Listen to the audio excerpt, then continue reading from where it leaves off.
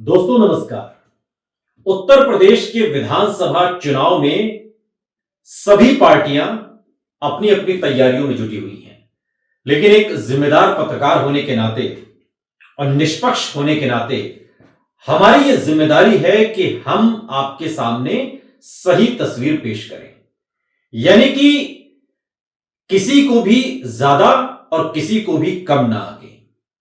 उत्तर प्रदेश में बहुजन समाज पार्टी भले ही 2022 में एक सीट पर उसे जीत मिली हो, लेकिन 2022 में एक सीट पर जीत हासिल करने वाली बहुजन समाज पार्टी ने कई सारी सीटों पर समाजवादी पार्टी का खेल बिगाड़ा था। और अब 2027 के इस विधानसभा चुनाव में बहुजन समाज पार्टी और मायावती पूरे दमखम के साथ उतर रही हैं। इसलिए हम बार बार इस बात को कहते हैं कि हमारे इस वीडियो को सत्ता पक्ष के लोग, विरोधी लोग या दूसरे खेमे के लोग तो देखें ही, वो लोग भी देखें जिनके लिए यह वीडियो बनाया जा रहा है।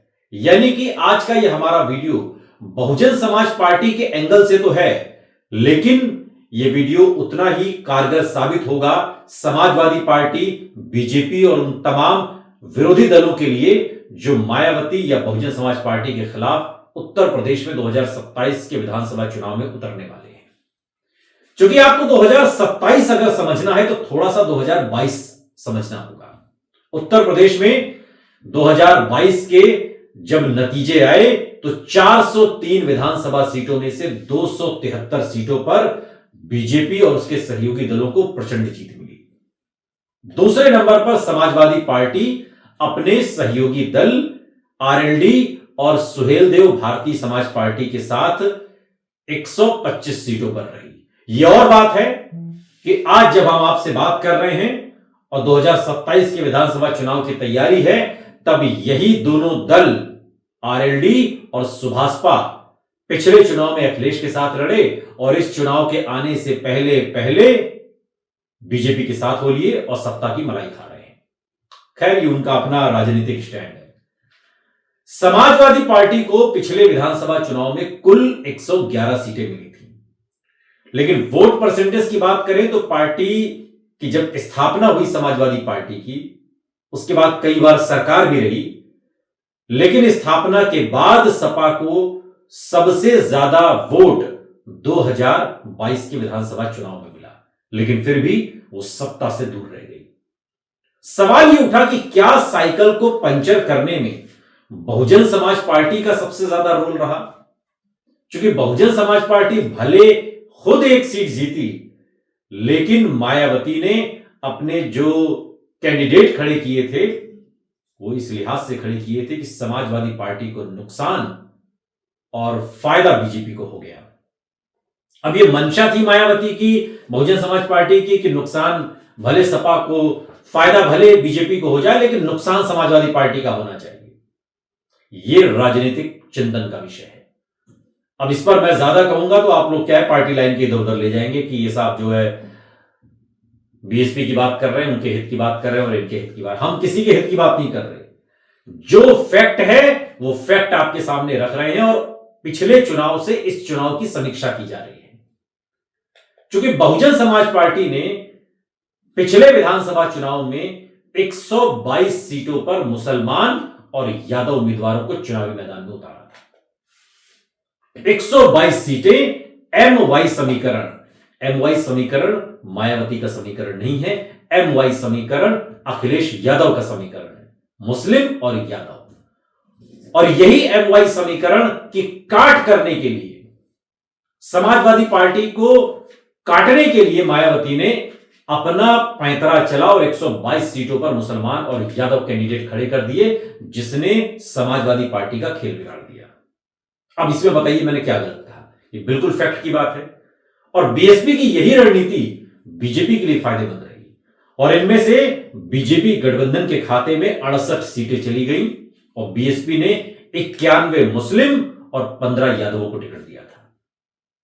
और इनमें 16 उम्मीदवार तो ऐसे रहे जहां समाजवादी पार्टी के उम्मीदवार जिस जाति के थे उसी जाति के मायावती ने खड़े किए और इस पूरे गणित ने समाजवादी पार्टी का खेल बिगाड़ कर रख दिया। ये और बात है कि इनमें से बीएसपी कोई भी सीट जीत नहीं पाई, लेकिन उसने समाजवादी पार्टी का गेम बिगाड़ने में सबसे बड़ी भूमिका निभाई। इस बात से इनकार नहीं कर सकते।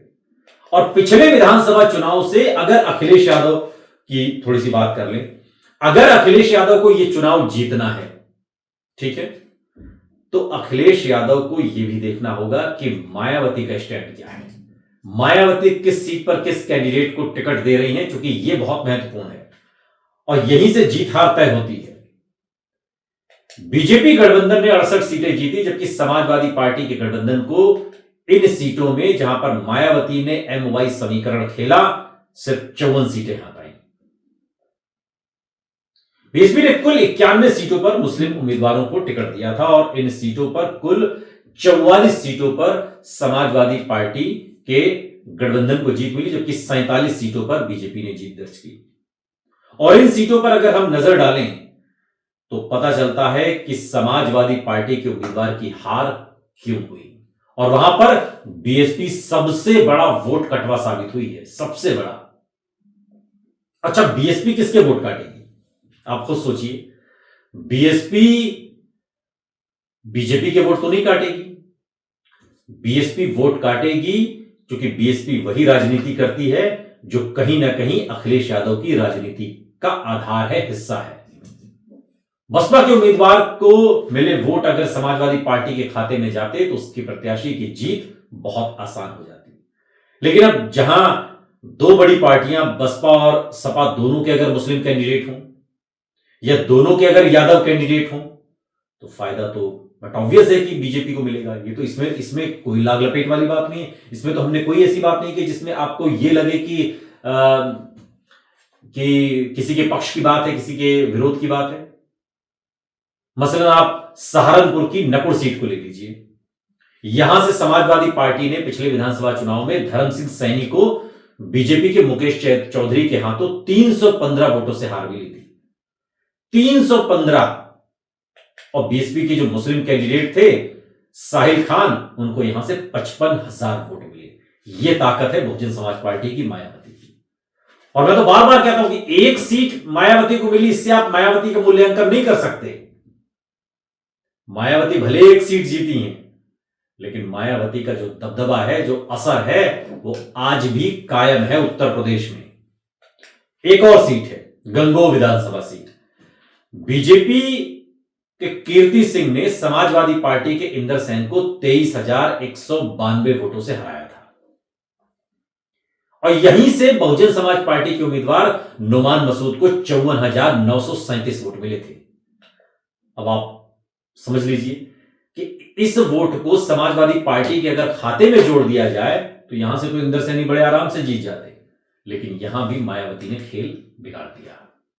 यह खेल बस एक दो सीटों पर नहीं है, कई सीटें, दर्जनों सीटें हैं जहां समाजवादी पार्टी की हार हुई और बहुजन समाज पार्टी ने का जो असर है वो वहां पर साफ तौर पर दिखाई दिया। भले वो जीती नहीं, लेकिन खेल बिगाड़ दिया।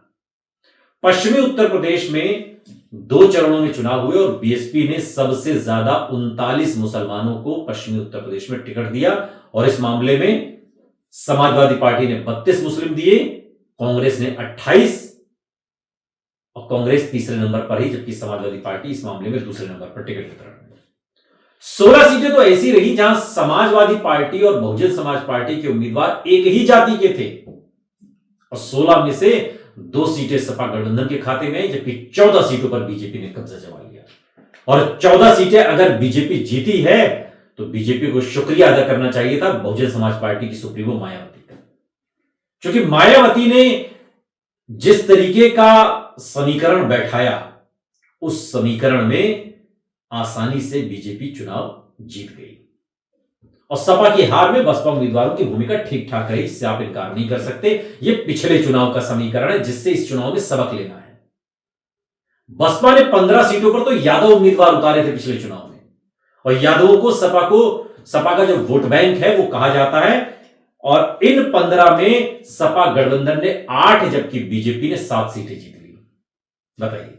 और यहां सपा और सीटें जीत सकती थी, लेकिन बीएसपी ने पूरा खेल बिगाड़ा। और कुछ मामलों में अगर इसे समझा जा सकता है तो एटा विधानसभा सीट से बीजेपी के उम्मीदवार विपिन कुमार ने सपा के जोगेंद्र सिंह यादव को 17,558 वोटों से हराया और बीएसपी के अजय सिंह यादव मतलब यादव 26,648 वोट लेकर चले गए।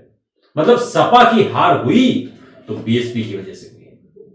एक और विधानसभा सीट है बिठूर सीट। यहां से बीजेपी के अभिजीत सिंह ने समाजवादी पार्टी के मुनिंदर शुक्ला को 20,955 वोटों से हराया।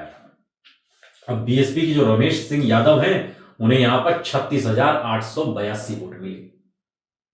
यादव वर्सेस यादव, हार और जीत का अंतर आप देख सकते हैं। और विधानसभा चुनाव 2022 में समाजवादी पार्टी की जब स्थापना हुई थी उसके बाद सबसे ज्यादा वोट मिला।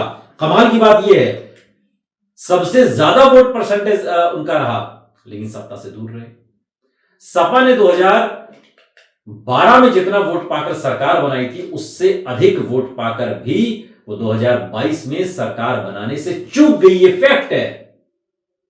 पहली बार 1993 में चुनाव लड़ा था। बीएसपी के साथ लड़े इस चुनाव में सपा को 17.94% वोट मिले थे और 1996 के चुनाव में सपा को 21.80% वोट मिले। 2002 में 25.37% वोट मिले। 2007 में 25.43% वोट मिले। 2012 में जब 224 सीटें जीतकर प्रदेश में पूर्ण बहुमत की सरकार समाजवादी पार्टी ने बनाई तब उसे 29.13% वोट मिले थे और 2017 में 21.82, लेकिन 2022 का यह आंकड़ा 32.03% पर पहुंच गया। लेकिन अखिलेश यादव सत्ता से दूर हो गए। ये ऐसा इसलिए हुआ क्योंकि सीटें हासिल नहीं आई, वोट तो खूब मिले। और सीटें क्यों नहीं आई?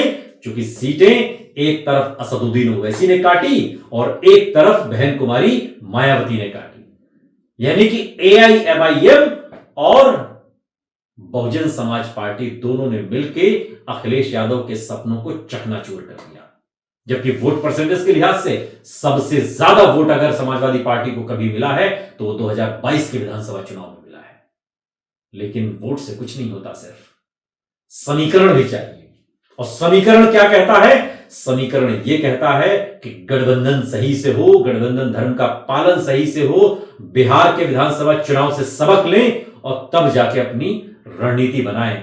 वरना पिछली बार के विधानसभा चुनाव में बीएसपी भले सत्ता से दूर हो गई, एक सीट पर आ गई, सिमट गई, खत्म हो गई, लेकिन वो आपको भी सत्ता तक पहुंचने नहीं देगी। ये बात भी आपको समझ कर रखनी होगी और इस हिसाब से अपनी रणनीति बनानी होगी। तभी 2027 की चुनावी वैतरणी पार हो सकती है।